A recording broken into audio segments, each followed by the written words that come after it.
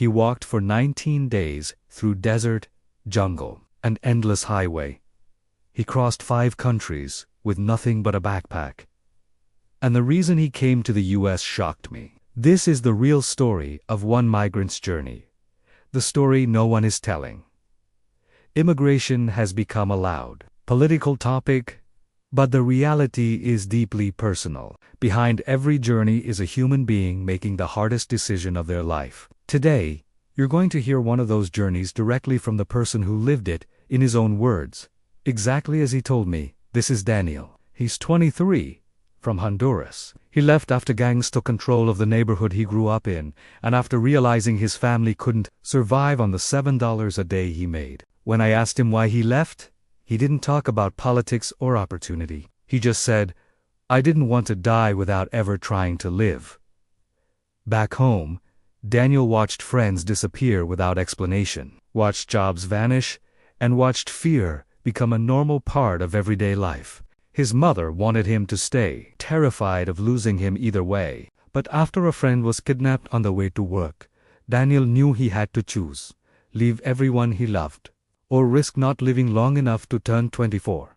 He saved $900, packed 2 shirts, and stepped into the unknown. Walking north, this is where the story gets unreal. The first week, Daniel walked 9 to 10 hours a day, under brutal heat, sleeping in abandoned, roofless houses where the rain came straight in. By the time he reached Guatemala, he had run out of money. He worked 3 days of construction just to afford a bus ride. In Mexico, he rode on top of a freight train for 14 straight hours. No food, no bathroom, gripping metal bars while cold wind burned his face. One night, the train stopped.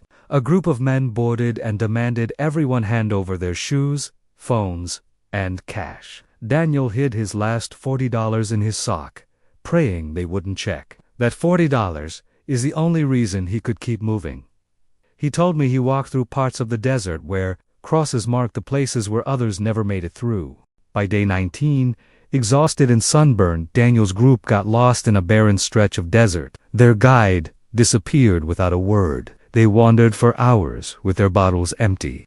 Daniel later told me this was the moment he truly thought he wasn't going to make it. He said his legs were so weak he couldn't feel them. And the only thing that kept him moving was the thought of hearing his mother's voice again. When Daniel finally reached the US border, he thought the fear would end. Instead, he arrived exhausted, dehydrated, and too overwhelmed to know what would happen next. Officers processed him, gave him water, and moved him to a facility where he spent several days answering questions and waiting, unsure what his future would be.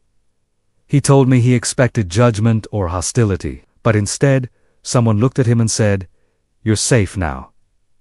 Those 2 words hit him harder than anything on the journey. That's when he started to cry. If you want more real human stories like Daniel's, consider subscribing. And if something in his journey stayed with you, share it in the comments. Your voice helps these stories reach people who might never hear them otherwise. It hits all the same goals, but more reflective, more emotional, less salesy, feels like a continuation of the story, not a tonal jump.